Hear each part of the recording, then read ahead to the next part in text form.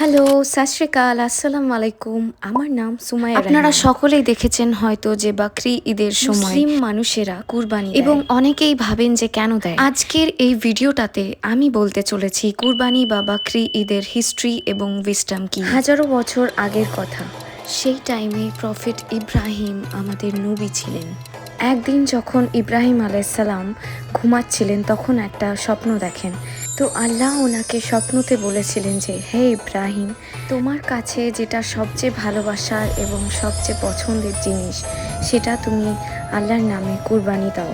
প্রথমেই বলে দিই যে মহান আল্লাহ তাআলা ওনার পাঠানো নবীদেরকে অনেক কঠিন কঠিন পরীক্ষায় ফেলতেন, এটা দেখার জন্য যে তিনি আল্লাহকে ভালোবাসতেন না আল্লাহর দেওয়া জিনিসকে বেশি ভালোবাসতেন। নবী অথবা পেগম্বরের স্বপ্ন সর্বদাই সত্য হতো। ওরা যা স্বপ্ন দেখতেন সেটা আল্লাহর হুকুম হতো। তো এই স্বপ্নটা দেখার পর ইব্রাহিম আলাইসাল্লাম নিজের উট থেকে 100টা উট কুরবানি দেন, যেটা আজকের দিনে 100টা দামি গাড়ির সমান।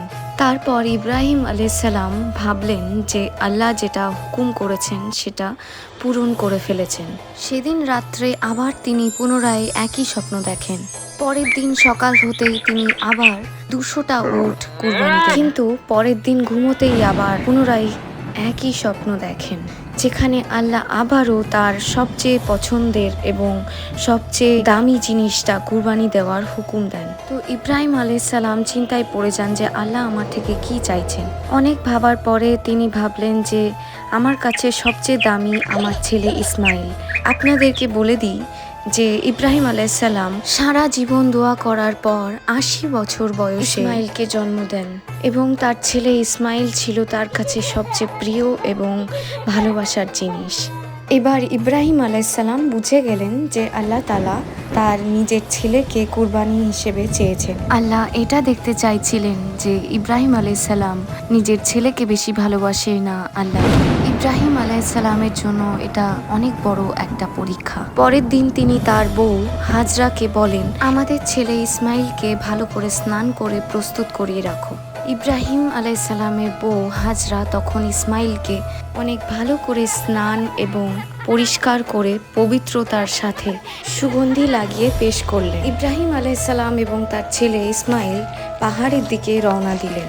ইব্রাহিম আলাইসাল্লাম সিদ্ধান্ত নিয়ে নিয়েছিলেন যে তার ছেলেকে কুরবানি দেবেন, কিন্তু শয়তান এটা কিছুতেই মেনে নিতে পারছিল না। তাই শয়তানও নিজের কাজে লেগে পড়ল। শয়তান সোজা হাজরার কাছে একটা বুড়ো মানুষের রূপে গিয়ে হাজরাকে বললেন, ইব্রাহিম তার ছেলেকে কোনো নেমন্ত্রণে নিয়ে যায়নি, বরঞ্চ তোমার ছেলেকে সে কুরবানি দিতে নিয়ে গেছে। এই কথা শুনে হযরত হাজরা প্রচণ্ড মন খারাপ করেছিলেন। অতঃপর তিনি এটাও বুঝে গেলেন হয়তো ইব্রাহিম আলাইসাল্লামকে আল্লাহ নির্দেশ দিয়েছেন। তাই শয়তানকে বললেন, আল্লাহ ইব্রাহিম আলাইসাল্লামকে নির্দেশ দিয়েছেন তাই কুরবানি দিতে গেছেন। এটা আমাদের সৌভাগ্য যে আমাদের ছেলেকে আল্লাহ কোরবানি হিসেবে গ্রহণ করবেন, এবং আমার 10টা ছেলে থাকলেও আমি খুশি খুশি এই কাজটা করতাম। একবার ভেবে দেখুন তো একজন মায়ের পক্ষে এই কথাগুলো বলা কতটা কষ্টকর। শয়তান তখন হাজরাকে বিব্রত না করতে পেরে সোজা চলে গেলেন ইসমাইল আলাইসাল্লামের কাছে। তাকে গিয়ে বলল, তোমার বাবা তোমাকে কোনো দাওয়াতে নিয়ে যাচ্ছে না, বরং তোমাকে কুরবানি দেওয়ার জন্য নিয়ে যাচ্ছে। এই কথা শুনে ইসমাইল বলল যে যদি আপনার কথা সত্যি হয় এবং এটা আল্লাহর হুকুম হয়ে থাকে তো আমার জন্য এটা সৌভাগ্যবান যে আমি আল্লাহর জন্য নিজের কুরবানি দিতে চলেছি।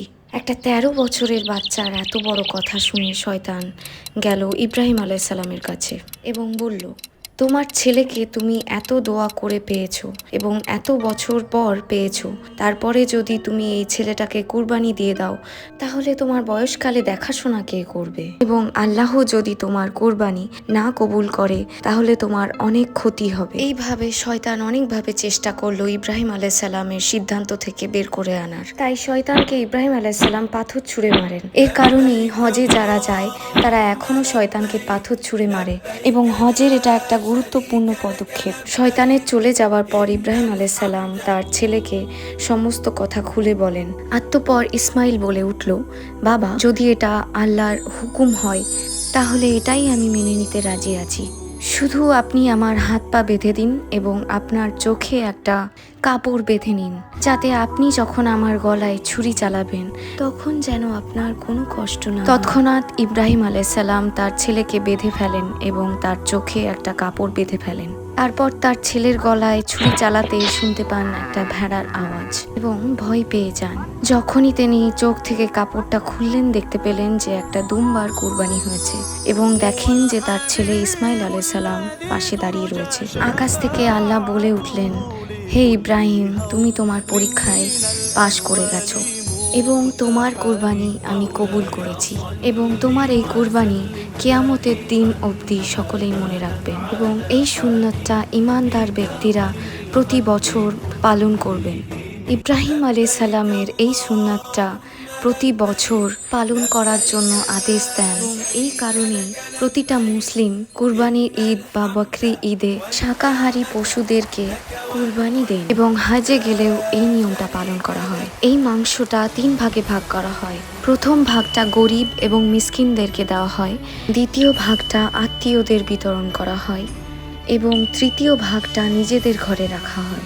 আপনাদের এটা জেনে রাখা দরকার যে এই বকরি ঈদটার জন্য গরিব মানুষেরা 1 বছর অপেক্ষায় থাকে। এই দিনটাই ওদের একটা দিন যেদিন ওরা মাংস খেতে পায় এবং এই ঈদটাই গরিব মানুষদের ক্ষুধার্ত মেটানোর একটা দিন। And it's also a part of Islamic faith to help others. হজের এই 10 দিনের নেকি আল্লাহ তাআলার কাছে পুরো বছরের নেকির চাইতেও বেশি পছন্দের। এই জন্য হজের কটা দিন আমাদেরকে অত্যন্ত পবিত্রতার সাথে ভালো কাজ করার চেষ্টা করতে হবে এবং একে অপরের হেল্প করতে হবে। Thank you so much. This is me Sumaiya Rahman and I'm signing off.